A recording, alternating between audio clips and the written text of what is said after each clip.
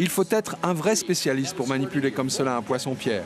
Ce biologiste australien va extraire le venin très toxique en stimulant l'une des 13 épines dorsales. Mais dans l'océan, l'animal se couvre de débris de corail et d'algues et devient presque invisible.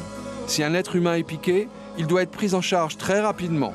Apparemment, le jeune garçon de Bora Bora a subi un choc allergique et n'a pas survécu.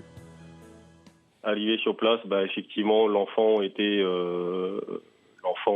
sur la plage, inanimé. Hein. Donc une personne qui faisait déjà un massage cardiaque sur place. Donc nous, on a récupéré, on a techniqué l'enfant dans l'ambulance. Donc effectivement, il était en arrêt cardiaque. Hein. Nous, on n'a pas compris que c'était un poisson-pierre.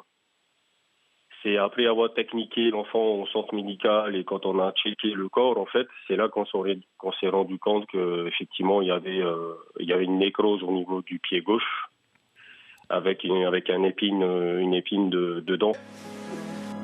10 à 15 personnes seraient hospitalisées chaque année en Polynésie.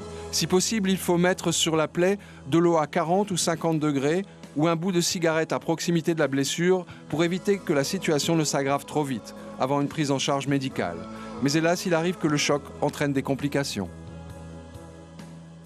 La douleur étant très intense parfois, les personnes peuvent faire un malaise, donc ce que nous appelons un malaise vagal, une petite perte de connaissance, et si les gens sont dans l'eau, ils se noient. Par ailleurs, de temps en temps, la toxine, le venin est très sévère, et on peut avoir donc des conséquences graves cardiaques, voire cérébrales, donc un arrêt cardiaque par exemple, ou des problèmes respiratoires graves.